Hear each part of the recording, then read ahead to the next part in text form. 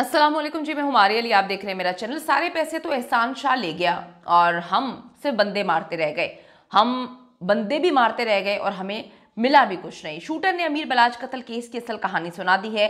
Police का मुखबर बनने के लिए तैयार। तीफी बट ने अरबों बचाने के लिए चंद करोड़ खर्च किए। अमीर बलाज से तीफी बट को क्या खतरा था, क्या मामला थे, क्या वाकई जो अमीर बलाज है वो तीफी बट को फ्यूचर में मारने वाला था, या कोई प्लानिंग कर ली थी, या कोई शूटर्स को हायर कर लिया था। नए इंकशाफात ने पुलिस की नींदें जो हैं वो उड़ा के रख दी हैं, नींदें हराम कर दी हैं। और क्या इनकी सरपरस्ती कोई हुकूमती बंदा कर रहा है, कोई ऊपर का बंदा कर रहा है, कोई ऐसा बंदा कर रहा है जिसको ये सारा का सारा मामला करवाने से जो है वो फायदा हासिल होगा।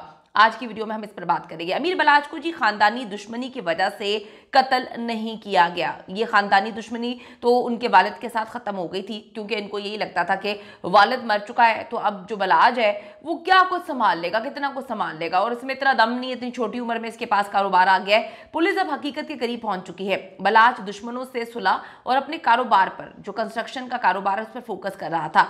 तीफी बट ग्रुप ने जब अमीर बलाज को खामोशी से जो है वो कारोबार मजबूत करते हुए देखा तो उनको मुसीबत पड़ गई कि यार ये क्या बात हुई, मामला बिगड़ना शुरू हो गए। लेकिन बलाज के कत्ल की असल वजह ये भी नहीं है।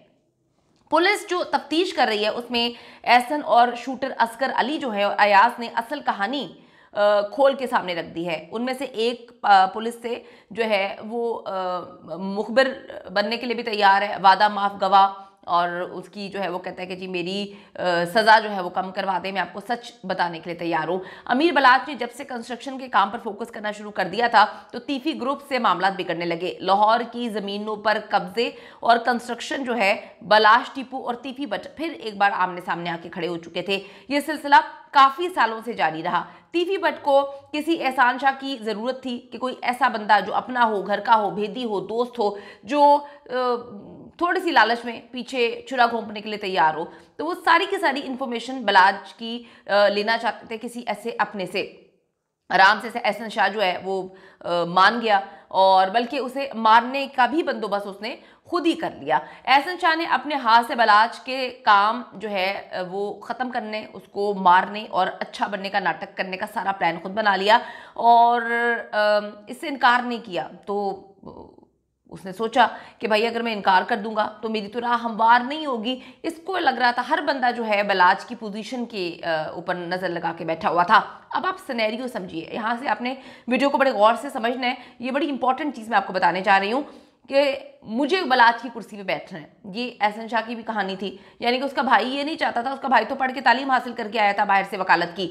पकड़े जाने वाले शूटर्स ने भी मुंह खोल दिया है जब उन्हें पता चला कि एहसन शाह को तो करोड़ों रुपए मिल चुके हैं। तो वो जो है कहते हैं कि हमें तो सिर्फ 20-30 लाख रुपया मिला है, और हमें तो 20-30 लाख में हायर किया गया था, जान हथेली पे हमने रखी, कत्ल हमने किए, और एक मुखबरी करने पर इसको इतने पैसे मिले हैं, ये गलत है। हमने बलाज को भी मारा, मुजफ्फर जो कि शूटर था उसको भी कत्ल किया, और आज हम जेल जाने वाले हैं। हमें फंसा दिया जाएगा क्योंकि हमने ही कत्ल किया है, तो हमें कोई पूछने वाला नहीं है इस वक्त। दूसरी तरफ एहसन की फैमिली मुकम्मल तौर पर फरार हो चुकी है, घर पे ताले लगे हुए हैं, पैसे लेके गायब हो चुके हैं, मोबाइल बंद कर दिए।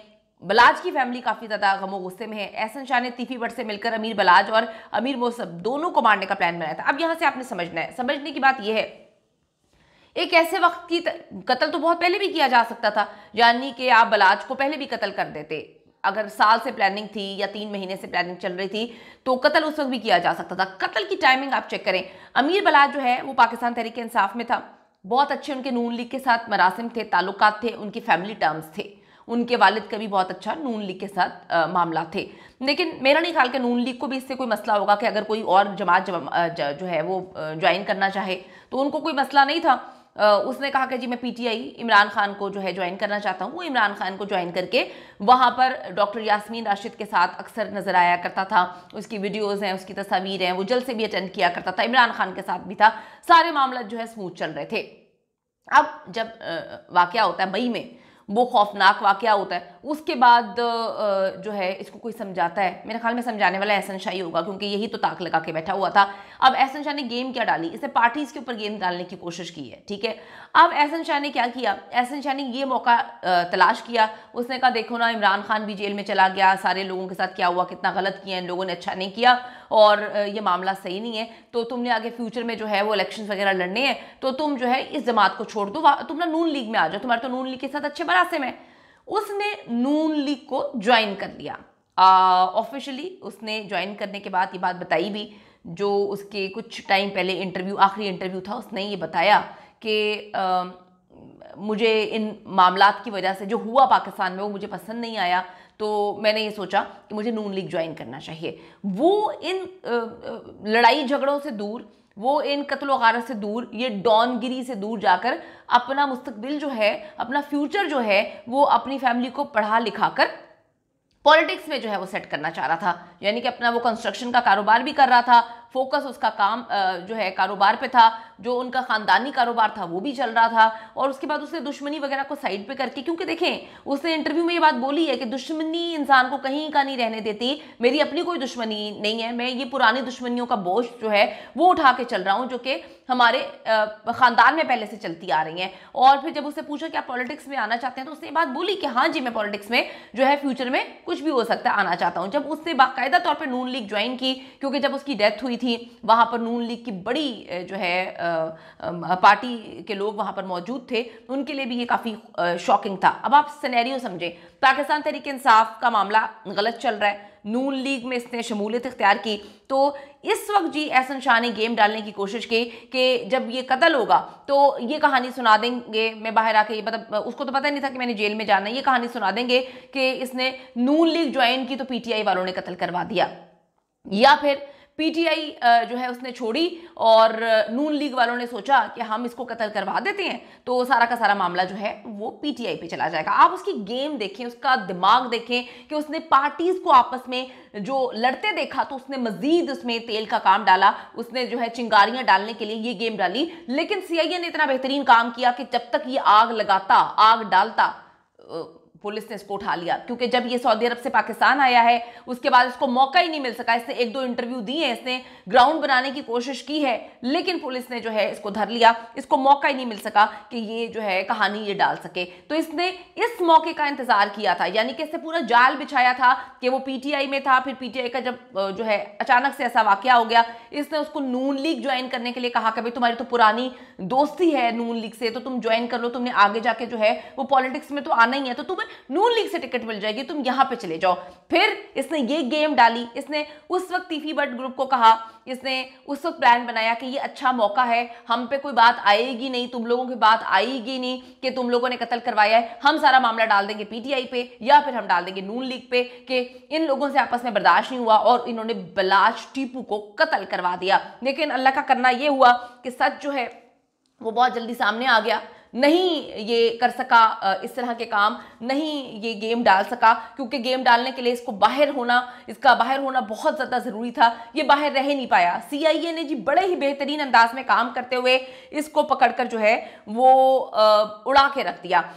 बेल तो उसको मिल जाएगी, मैं आपको ये बताती चलूं कि जो अब पुलिस काम कर रही है, मुझे नहीं पता कि पुलिस को अब अचानक से क्या हुआ है, कहां से इंस्ट्रक्शंस आई हैं। पुलिस पहले बड़े अच्छे तरीके से काम कर रही थी और पुलिस ने अच्छा काम किया तो इन तक पहुंची, लेकिन अब जब सीआईए में तब्दीलियां हुई हैं उसके बाद से अभी तक हमने कोई डेवलपमेंट नहीं देखी।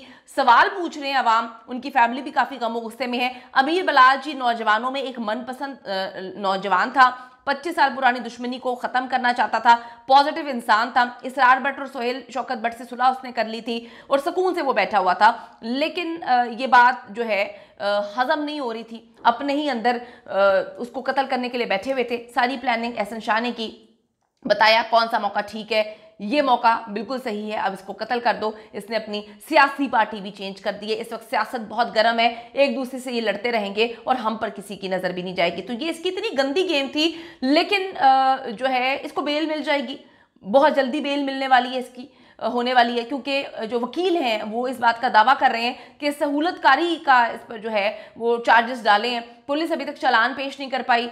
तीफी बट कहां पर है, गोगी बट कहां पर है, क्यों उनको क्लीन चिट दी जा रही है? अवाम सवाल पूछ रही है कि सीआईए इतना बेहतरीन काम कर रही थी, अचानक से रद्दोबदल क्यों की गई? और अगर रद्दोबदल जो है वो पॉजिटिव वे में की गई है कि ये ज्यादा अच्छा काम करते हैं, तो अभी तक हर तरफ खामोशी क्यों है? क्यों डेवलपमेंट क्यों सामने नहीं आ रही? क्यों एकदम से इसको नीचे गिराने की कोशिश की जा रही है?